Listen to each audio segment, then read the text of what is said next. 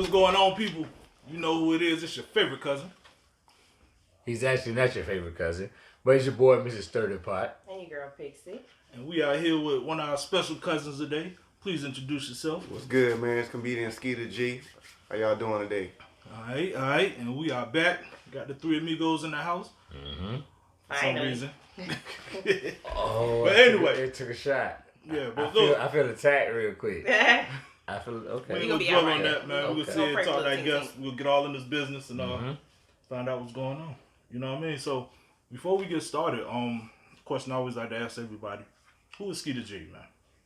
Man, Skeeta G is just your neighborhood comedian, man. That's all I am. Just, originally from Portsmouth, Virginia, but I went to Suffolk High School, you know what I'm saying, moved there. But I'm just doing my thing, man, just trying to blow up. Like, pretty much I'm like an underground comedian in the area right now. Okay. But you know what I'm saying, I'm crawling from under there, trying to get up there on the top. Okay. Now, next question. I gotta actually sing you on stage. Open up for Carlos Miller. What was that like? Oh, man, that was a blessing right there, man. Carlos Miller, good peoples, man. Shout out to Carlos Miller and the 85 South show, man. You know what I'm saying? That was a good show, man. It's just the experience to be around some seasoned comedians. A lot of people don't know he's been in the game a long time. So for me to get on stage and host it and bring the energy on stage, it was a good look for me. Hey, that's what's up, man.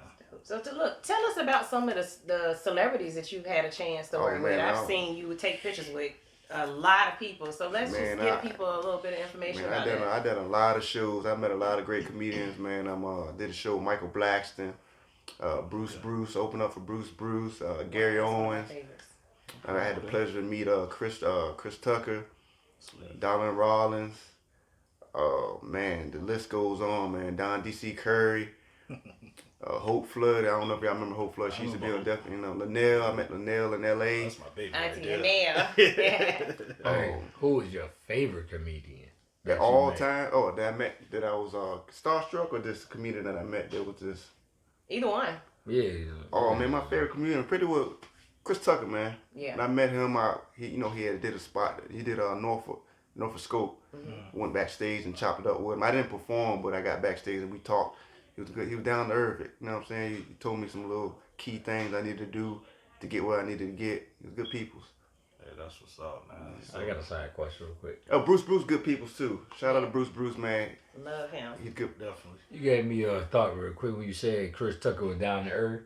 Yeah. A lot of people think that celebrities are walk around high and mighty. What's your opinion on that? Nah, let me see. I haven't met any comedians that were divas yet.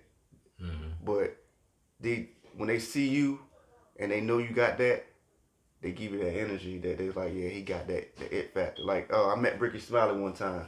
Okay. Ricky Smiley told me to follow him on Instagram. I sent him a video, and he gave me some positive feedback. He's like, yeah, you funny as hell, but you cuss too much. And I took it, you know what I mean? You know what I mean? He told me the real, you know what I mean? I do.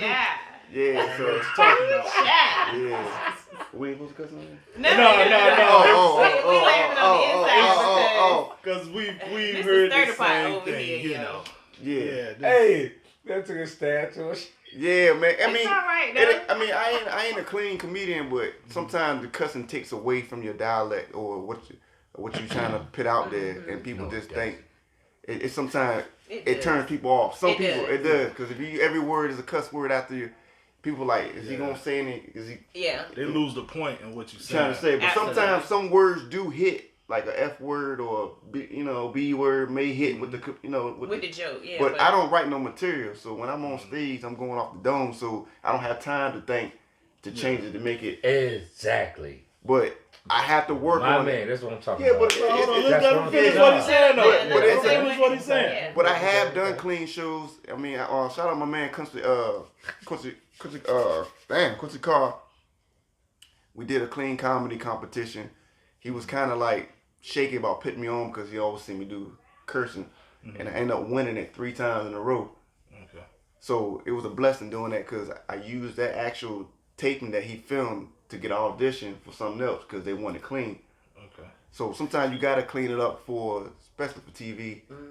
I can't just keep curse because this ain't Def Comedy Jam no more. It's, you know what I'm saying? They got stuff like Yeah. You got to. It's kind of almost like, in a sense, you want to be able to market yourself to everybody. Everybody. You don't want to just, box yourself in with a certain type of people, because it kind of limits your, ability to be able to get out there and meet this one or connect or, True. And so you just kind of got to, it's a time and place for everything. It's not something that you just cut off completely, but for certain things require certain ethics, and that's just like on your job, so you just kind of, if you're looking at it business wise, I'm so glad that you said that today. Yeah, but I ain't knocking it. No, I love it. I love it. It's not knocking, you know what I'm saying? And it's, even I need to hear that, because, I'm just like, but it makes sense when... we're going to have a group talk. You reach out to people, they be looking at me like I'm the mom. But look, I done church shows. She is the mom of the group. I've done a lot of church events. People booked me. I did a pastor's 50th birthday. And, I know I couldn't go in there and curse. Mm-hmm. Yeah. So I put my mind to what I had to say. But sometimes the churches are the best shows I have done so far, for real, because it puts me in this element that, everybody went to church growing up. So you have your sense of church jokes that you want to use on stage. So I had a good time doing that. But, ain't nothing wrong with cursing, but sometimes you got to tone it down for your crowd, because people get turned off and it'll push you away. Like, oh, he's funny, but he kept saying this and saying that. You know what I mean? Yeah. Understood. Yeah. I've been in the game a long time. I learned a lot, man. I've been doing it for 11 years, so. Okay. Now, would you necessarily feel like you having to compromise with that changes who you are or what your standard is, or do you just feel like, hey, this business, so I'm doing what I got to do? It's business. Any day, it's like any job. Sometimes you got to do what you got to do to get to that next level. Absolutely. It ain't taken away from who I am. I know who I am, but if that's going to pay me more to do it that way, I'm going to go ahead and do it that way. But I really like cursing because, you know what I mean? That's my thing, It feel good sometimes.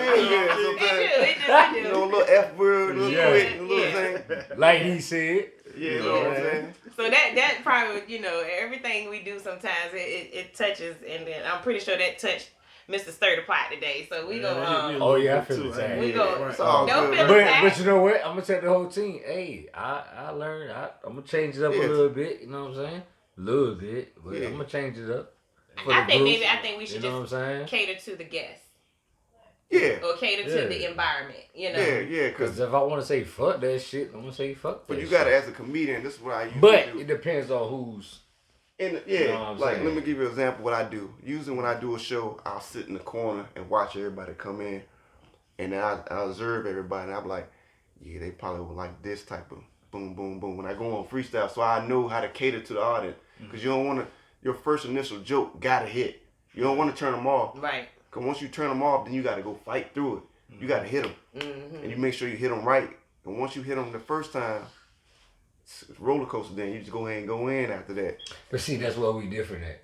You're a comedian. I don't make jokes. I just be saying shit. Yeah, that's what I do. You know what I'm saying? Yeah, he said he don't write material. I don't write material. I'm just like you. I'm just on the stage, just projecting what I'm saying in my head with the microphone. Yeah, my shit just come on the fly like, hey, yo, fuck this goddamn shit. Yeah, but it's accident though. It just be coming out. Ain't no accident. But it is accident. Ain't no accident. Calculated. Hell no. You just thought about that a few seconds before you said it. Nah, I'm just cool. We love. We had to call Stephen Washington over here, man. Get you a lawyer, man. Right. While y'all joshing though, that is our attorney. So shout out to Steve. Shout out to Steve. Rats for your back. Yeah. That's my man. I got a question. What's your daughter's favorite joke that you do? Oh, man, that's a good question. I don't think she has a favorite joke. I think she just has a favorite comedian, and that's her daddy. Awesome. No doubt. But I'm gonna tell you a story. My best show I ever done, and if I die today, it would be the show I did at Norfolk State when I opened up for Michael Blackson, and I brought my daughter on stage, and to see her not be scared to hit that stage with me, and her up there having a good time, that was like the best show I ever done. So that's when you was holding her in the. I seen that picture. No, she came on stage. We had the same jersey. I was about to say y'all had on matching jerseys. We was at North State. She came on. She bust a little boogie with me real quick. Yeah. Okay, she remembered this to the day. Yeah, that was a blessing, man, to have her on stage. That's a wonderful memory to have. Yeah. She'll never forget that time she spent with her dad. Yeah, that's dope. And so, what was it like? Your first time on stage? Like, were you immediately hooked after that, or did it take a few more, you know, a few more times being on stage. My first show, I remember like it was yesterday. It was 2009. I did a spot over there. You remember Jillian's over there, Waterside? Mm-hmm. Yeah. My man had a spot called Laugh Out Loud Sundays. Monty Rogers was a comedian. He's from Charlotte, but he was going to Norfolk State. He put me on with Lavian. Y'all remember Lavian? Mm-hmm. She was the one to introduce me to him and told me I needed to do comedy because, you know, we grew up together, you know.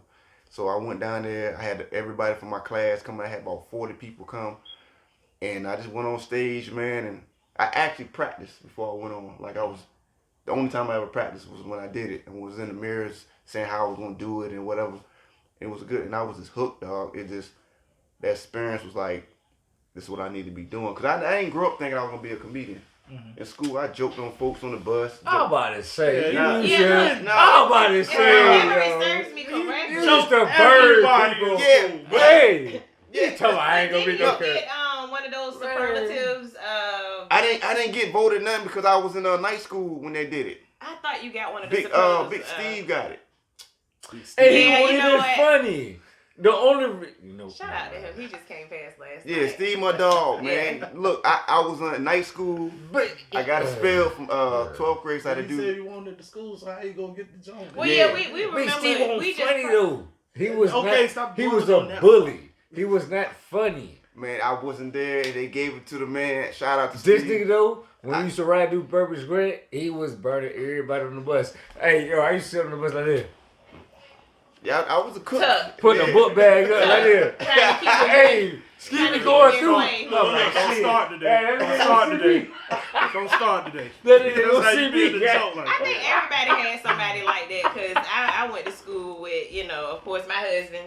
Everybody know him as Feedy.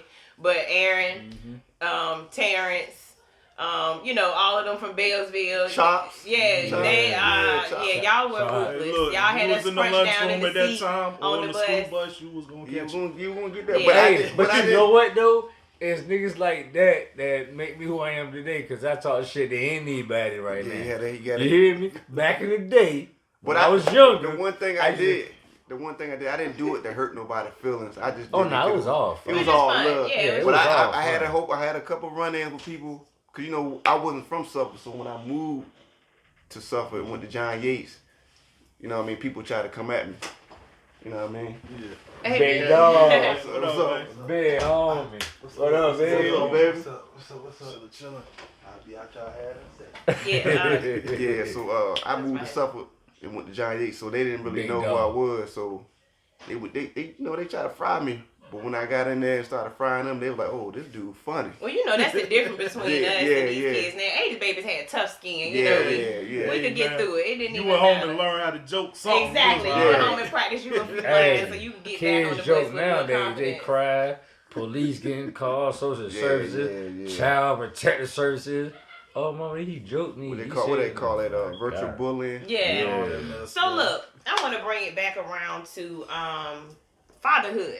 Okay, go ahead. You just mentioned about your daughter being on stage with you. Mm-hmm. What has been your, I'll say your two things, your greatest experience with this process outside of that time where she was with you, or what has been your biggest challenge in fatherhood, raising your daughter? Because I think you shared with us that you're not so much as a single parent, but you are. Yeah, I have custody of my daughter. Raising her. You do have family and all of that, a part of it, but you are doing the bulk of the work at being a father in this industry. How does that affect you? What do you do to maintain your mental? In the beginning, it was tough because I didn't know who was going to watch it when I had to do shows. And sometimes when people book me to do shows, the first thing in my mind, like, who's going to watch my baby? I couldn't obligate to nothing until I had that.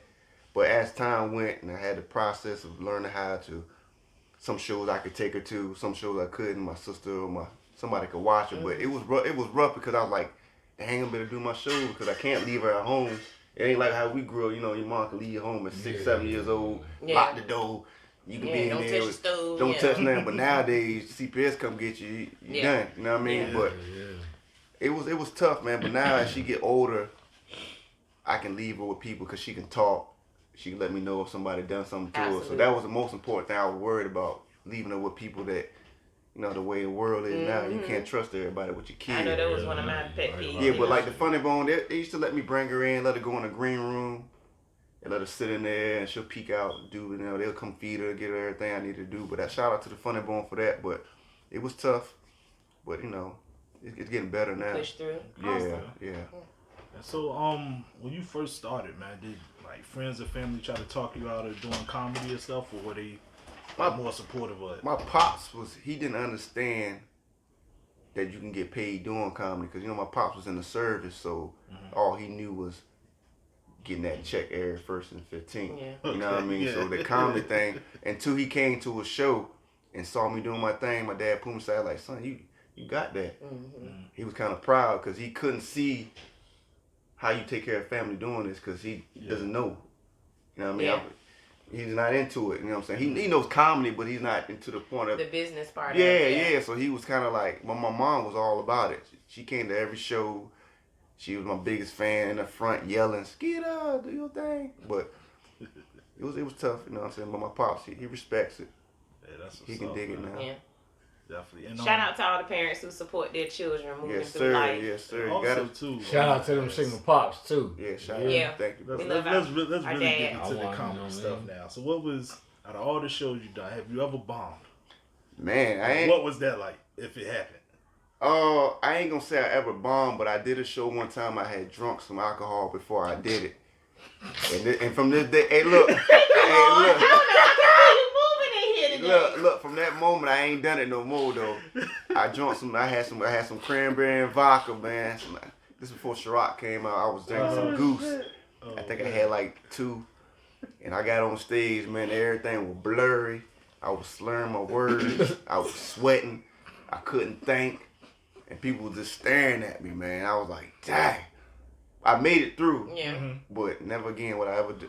Like when I do shows, they offer me drink. I said, nah, I'm good. I drink afterwards. I don't ever drink before. Business first, huh? Yeah, because that was my worst experience. But other than that, man, I'm good. I ain't never been.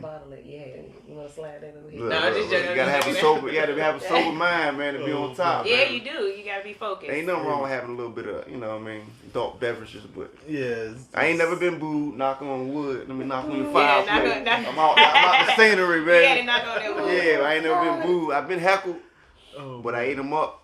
Oh, that was would another love to question see too. that. How do you deal with that? Man, they can't mess with me, man. When you go on stage and you look good, smell good, and the ladies feeling the dudes like that dude fly, anything they say, unless they talking about your features or whatever, they can't get at you. So I be hitting them. And when I got the microphone, it's already a rap. Yeah, you say I'm louder than Cause I you. did a show in Ohio. Real quick story. I was in Ohio. I did a show. We drove down there, and it was a dude in the audience. And we was doing it in the town center, because most of the Funny Bones in the town center, like the nice little white rich area. And I was like, man, ain't no hoods out here. He's like, yeah, there's some hoods out here.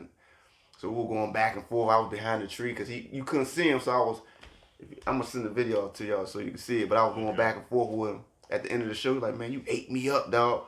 He offered me a little, you know what I'm saying, a little something. I was like, I don't even smoke, whatever.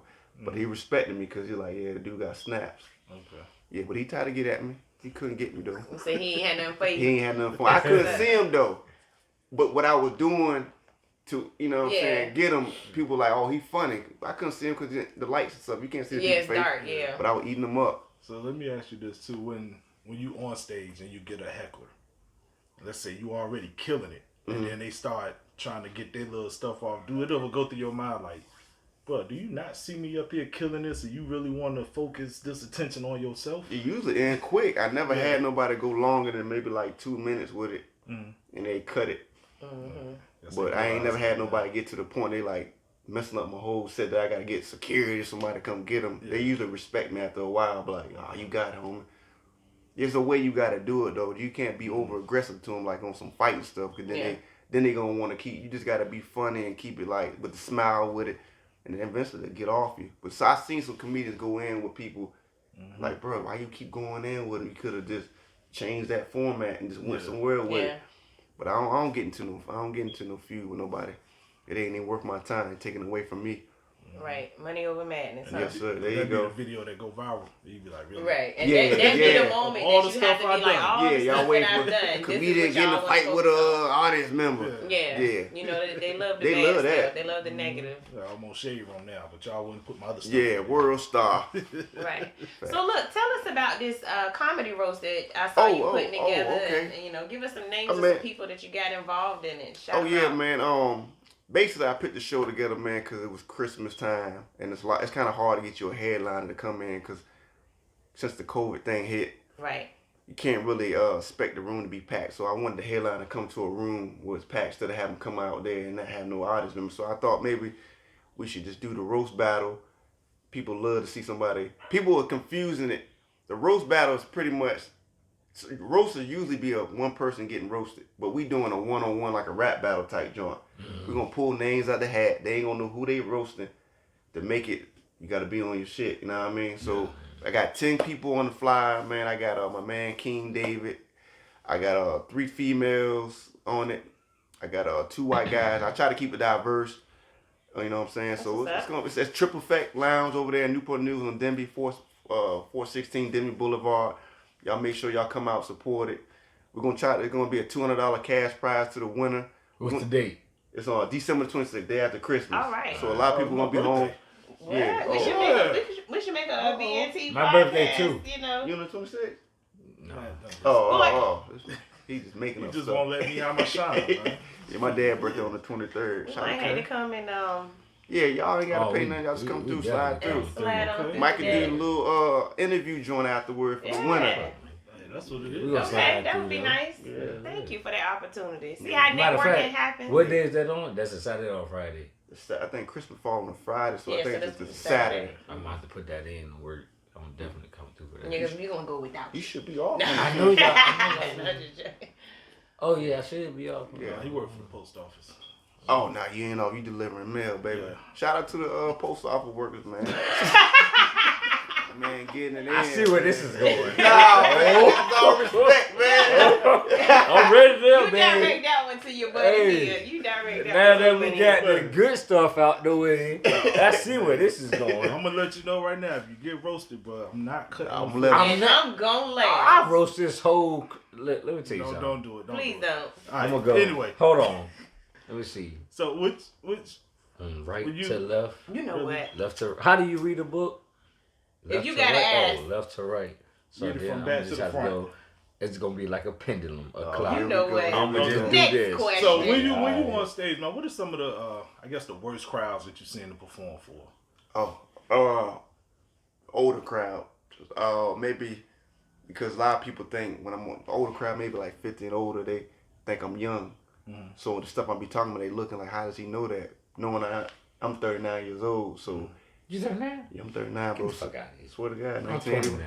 Black don't That's crack, ladies. Hey, so that's right. when I do an older crowd, I usually let them know how old I am. So, because you know, old folk be like, what is this young man talking about? Yeah. You don't know what he talking about. But I let them know then. So yeah, the older crowd sometimes be tough because they can't relate to what we, some stuff that we talking about. Mhm. But other than that, no. And then in the younger crowds too, like I don't like doing colleges. Y'all may be like, why? Them young kids, if you ain't talking about sex or smoking or not paying no bills or something like So that, they can't relate. Yeah, their humor is not. Yeah, you they gotta experience. you got to, yeah, they ain't experienced nothing, so you got to hit them. You can't be up there talking about, yeah, get your credit right and da-da-da, and Yeah. nah, They're looking like, what? nah, Yeah. you got to hit them. Shit. Yeah, so My mama older, got my clothes. yeah, Right. little older crowd and the young crowd, yeah, they kind of tough sometimes, but you got to know how to just deliver it right to that certain crowd. Okay. Yeah. Shoot. Okay. Well, let's see what else we got here. So, as far as doing comedy now, because we all know it's a big difference from like the 80s to the 90s to today. Are there any topics that you feel like are too raw or too recent to incorporate it into your routine or when you go on stage to speak about them? Raw, like what do you mean raw? Like maybe too Like something that may too be vulgar? like, yeah, you know, where it's kind of sexual content type stuff? Or, not even just sexual, just Explicit. something that may be like, ooh, I don't know Like, if I should hit him with this For one an yet. example, do you remember when Michael Jackson died? And then people waited a little while, and then like comedians were like doing little jokes and stuff about him. And you had some people was like, nah, man, that's too soon, man. You know? yeah. I usually don't talk about the dead when I'm on stage or something like that, unless it's like they've been dead about 15 years. Something just funny, but something about what they were doing when they were living type joke. I don't touch on like people's sexual preference. I don't never talk about that on stage because like I had a joke. I go on stage and I pretend to be like a you know what I mean like that. But those jokes right there don't. It's touchy. It's touchy. It's touchy. Nah, expand on that. What is this? You know what I mean? People don't know what the broke wrist jokes. You know what I mean? I don't know who follow y'all, so I ain't trying to. I ain't had to try to end y'all career off. Shout out to LBGT. Yeah. Shout out to you. I got every last one of y'all. Yeah, it's all love. But those jokes are touchy, man. So I don't go that way we with it. We want to respect everybody. I think you can be funny without bringing that stuff up. Yeah. It's more subject matters out there to talk about. If you can't think of nothing else to talk about but that, you don't need to be doing no comedy. Yeah, I agree. Okay. So is there anything else outside of that you just don't? Just that, I do my black and white jokes, compare black and white people. Everybody do those jokes, and I do a little bit of everything. I just don't mess with that. I just don't go that way with it. Okay. Not saying I'm scared to be like, oh, you taking away from it. I'm like, nah, you don't need it. Just let it be, just man. Respect. Yeah, respect. I don't do the religion joke type joint. Whatever you believe in, that's your thing. I mean, I got my church jokes. You know what I mean, but. I just try to keep it neutral, man. So there's too much other things you could talk about. Yeah, a million things to talk about. And so, like, when you on stage, well, not when you on stage. Let's say you backstage and you watching. Let's say you may see 2 or 3 comedians come on. Does it ever get to a point where you be like, yo, why does everybody keep using this same joke or this same topic? And it's not, it's not like they different. Like, let's say R. Kelly, for example, and you may see 3 comedians come on with R. Kelly jokes, and it's like. I'm gonna be honest with you, man. I usually, when I do a show, sometimes I don't even watch the other comedians. Cause sometimes they may be talking about the same subject matter stuff I'm talking about. Then I get my mind like, oh man, I can't even go on stage and say this now or what I want to say. So I just, if I ain't never heard them before, I'm a fan of them, I'm gonna watch them. But if they on the show with me, I just go somewhere else and just get my mind right. Okay. Cause you'll second guess yourself. They be like, oh, he bite from now. Like, I ain't hear him say nothing. So, in my mind, I'm just going there just doing my own thing. Yeah, you coming out fresh. Yeah, you know what I'm saying? So, but there's comedians that use the same, like the COVID thing. People burning the COVID thing out. I've been hearing the same type of COVID jokes. Sometimes I don't even use them no more. You know what I mean? Even though it's a subject matter that's working right now, it's like you just beating a dead horse now. Yeah. COVID babies. Yeah. What is a COVID joke? I ain't even never heard of one. COVID babies, that's one of them. COVID. Oh, yeah, the COVID babies. Anything can raise it. I'm tired of wearing the mask. Yeah. I'm getting COVID weight. Unemployment. This. Same stuff, man. I'm like, yo, we over this COVID shit. We'll talk about something else. Especially the Donald Trump jokes. I'm tired of hearing those. Yeah, me too. They go on and on about that. You know what I'm saying? Come on, man. Tighten up, comedians out there, man. So, just out of curiosity, what makes you, in your own opinion, feel like you stand out from other comedians in your age group or in the area? In the area, yeah. I think I stand out because I don't write material. I'm just naturally this funny. Anything I say on stage, it hits. I don't gotta go and write no pad and rehearse it. I don't gotta go to no open mic nights working on no jokes. I work my jokes as soon as I hit the stage that day, and they go well. And it gets to the point that I work so much freestyle that it builds a routine or a set. So I'll go and do a joke that I just worked on in my head. I said, man, that joke was fun. I'm going to add this to it next time. Okay. By that time now, I got like 30, 45 minutes worth of material off of freestyle. Okay. So how do you remember all this stuff, though? Yeah, I got a sharp memory, man. That's one thing my daughter was blessed with. She don't forget anything, but it just stays in my head, man. Okay. You know how Lil Wayne's a freestyle, he don't write? Yeah. It's almost the same thing. Hey, I hope you and Lil Wayne don't do that hair thing. Nah, his shit falling out, man. His shit falling out. Y'all, man. Can you grow hair? That's the question. Don't be mad at your granddaddy because he grow a beard. That's hereditary. That's genetic. Oh, I can't wait, boy. I'm about to go down the road. I can't wait. Well, I just thought you shaved your head. I do. I shave it. He got weak follicles. You know? Well, game time. Here we go. Here See, I guess we getting a little special today. The hat off. Look, that scoop ball up, man. I know the nigga. So here we go. Okay, you know what? We done asked him all the questions we gonna ask. That's all the questions. Hey, that's all the questions for now. We about to get into it. You don't even want to see look. I gotta thank Pixie for coming out. Thank your favorite cousin for coming out. think the worm from Men in Black that was in the room. Hey, what you want to say? You want to say something? You know what? Huh? They gonna edit it, you know that, right? No, they not. We are. We don't edit nothing. We are. So ain't no funny if you go edit. All right, man. We are. It's all love, man. We good. Shout out to my man out here trying to do his I thing. wish you could feel joking there, man. You almost got He one. always so sensitive, y'all. Ain't nobody Hey, you know you can't be no comedian. Shout bro. out, man. I'm not, that's the thing. I'm not a comedian. Man, shout out to the hat he bought that came with a pack of cigarettes. You man. know what? Shout out to the hat, man. I shouldn't even That be came laughing. from Race Blade. It's my team. That shit came with a shirt This and a nigga cigarette. wear a 13 size cement boot. Look at his shoe. Hey, you can't even move the camera. God damn it. Oh, man. Here I you feel go. a roast coming. Boy. Y'all just don't want this. Y'all don't want Hey, that was good. Matter of fact, the hat was free. You said the hat was free. That shit came with a slurpee. What was it? Cools or Paul Mall? Cool 100. Those were camels, yeah. Hey, this is what it's all about, You y'all. got some Benson and Hedges in the car, but they ain't gonna tell nobody. He tried. I know this. I ain't seen a pack of Benson and Hedges since the 80s, bro. Like, Hold come up. on, man. I know Planet of the Apes ain't trying to joke nobody. Caesar. I went there. I know I went Caesar. there. That's okay. Hey, you want to okay. tell everybody who got the earrings from? Beauty to go. You goddamn right. Hey, matter of fact, I stole them. 17 earrings for $6. That This shit is come where I with get a. quiet. Where you get your beard from? I grew mine. What about yours? Hey, I swear to God, y'all. I What can just about go like yours? this and his whole shit come off.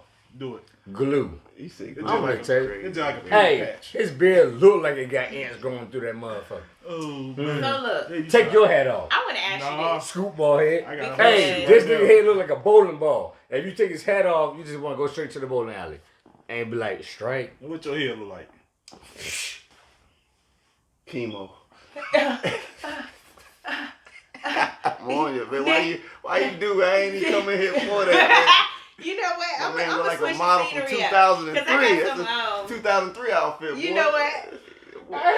I'm gonna switch it Hey, up a little bit. take for your y'all. hat off. Hey. I got my hair still, man. Oh, okay. I still can grow my hair. I'm 39, man. Hey. See them Jakes in a minute. This the uncle at the cookout still trying to holler at them young girls. You know it. That's what he is. Sugar daddy Hey, ready. there, hey girl, what you doing? What you doing? So look You at Nadine that. doing I want to get It'll into be this always an question old right woman quick. name too. Nadine doing He it said right he there. a sugar daddy, so I want to ask you, what's your dating life like for all the single ladies out here? Oh, man. He They like like Trump. rough when the baby at the house. That nigga about Yeah, to because you get gotta keep in mind he's I single father. respect my He's- daughter, so single. some shit. So the girls usually come around about 12 when she sleep. Late call. Late calls. Okay. Late calls. Oh man. He's a hoe. But are you even I ain't looking? no- Nah, I'm just No, I ain't really looking, man. I tried to date, man, but some of the girls they ain't got they life together for me. I don't want nobody I gotta help get their shit together. You 30 something older, 35 and up, you still trying to figure your life out. I ain't got time for it. I got my life in line. Not trying to disrespect nobody who can't got their life in line, but I ain't got time for it. Hey, matter of fact, something just popped in my head. Cause you know, son, you up and coming, Yeah. famous and everything. You gotta watch out for them girls that just wanna latch onto you because you famous. You know what I'm saying? Oh yeah, the watch out for that opportunist. Yeah. Mm-hmm. So do you allow your daughter? Because I know some people value what their children feel. You know, you want to make sure you have somebody that's comfortable. Yeah. So does your daughter's opinion about dating? Do you take that into consideration? Yeah, because at the end of the day, if the girl I'm dealing with ain't coming to me about saying I can do your daughter's hair, I can watch it. If I ain't hearing none of that in the beginning, I know her intentions ain't what I needed to be because Right. she see I'm a single father and know I need to get her hair done. May need somebody to watch it. Right. If you ain't talking that, ain't no sense of being around You her. said so. It's a do package realize deal. what you just Just did. like how some ladies feel. You realize what you What I just just did, did, right? You done open the door up. Cause now they Okay, because if they All see they this gonna do video, is- as soon as they hit the inbox, Oh, that's all you say? Oh, that's all you say? I can Hey, get a nails and toes done and Hey, it's a everything. gateway. I'm gonna have about 40 beauty Beauticians, There yeah, you you know go. what I'm saying? Supper The school, door is sorry, open, supper right. school. Oh, that's all you need. Okay. all right, ladies, y'all taking hey, notes. you got it easy. I did this for y'all. Just remember me. You got a young daughter's opinion. My daughter 19. Oh yeah. My daughter don't want me talking to nobody. I'd be like, hey, baby girl, talking to somebody. No, daddy. I said, no, I ain't told you Do nothing you want yet. your daughter talking to somebody? See, she giving you that same energy. You was in the game early, boy. You had a baby when you was in 8th grade. Yeah. I mean, I'm in my late 30s, so I feel the same way about my dad. Most girls are daddy's girls, and we just don't want I did sorry though. Everybody, all in our daddy's face. So, you know what? Boy. I ain't know before the hair loss. I don't know. Hey, that wine came with the cigarette. Yes, and the hat. Shit was in the value pack. Ooh, child. Balloons too. This was gonna be good. I already knew. Y'all ready? Nah, we good, baby. Y'all wanted to do it. Chill out. Y'all wanted to do it. Man, we got guests, man. Chill out. Hey, look. Who's the guest? With Who's the guest? You the guest today. Yeah, both of y'all. Hey, what's up now? But so like, they scared about it. Mr. Sturdy Pot. Do you see like, does she have the comedy bone too? Or like, oh yeah, my daughter got a sense of humor. She already ready. So how do you deal with that? Like raising her, and then it's like, okay, now when it's time to be serious though, it's like, okay, how do you balance that? Oh yes. You know what I mean? Is that hard to do? Or yeah, hard to get people to take it serious? Because like when I try to discipline them, she laughing because she think I'm playing, but it's hard because I play around with her a lot. Her mom tells me that you play with her too much, but I'm getting to the point now that I got that face now that she know I ain't playing. You know what I mean? But she got a sense of humor just like her dad. I want her to be a class clown and smart, but I told her if you're going to play around and do this comedy thing, you got to get them books right too, because I wasn't good with them books in school. I'm going to be honest, I barely made it out of it. If it weren't for the teachers liking who I was, and shout out to Mr. McLemore, good principal. You got that warrior pride. Everybody warrior pride. McLemore, he was decent. Yeah, shout out to Miss McLemore and her 2 twins. I remember her twin daughters. Yeah. But I wouldn't have made it out of there, man, but school's important. I tell her school's important. Get the education. If you're going to joke around, it's cool, but make sure you're the smartest person in that class. Because you don't want them teachers to say, oh, she ain't, hyperactive and all this, ain't paying attention. But she got A's, though. What you talking about? Okay. You know what I mean? But now what about, like, in the business setting? Do you find that harder for more people to take you serious also? Or? Nah, when it comes down to business, I know how to turn it on and turn it off. Okay. Being in the game 11 years, when I made a mistake is not learning to be business early. I thought it was just about going on stage, making people laugh, but you got to have your business cards on deck. You got to have your merch. You got to have your website.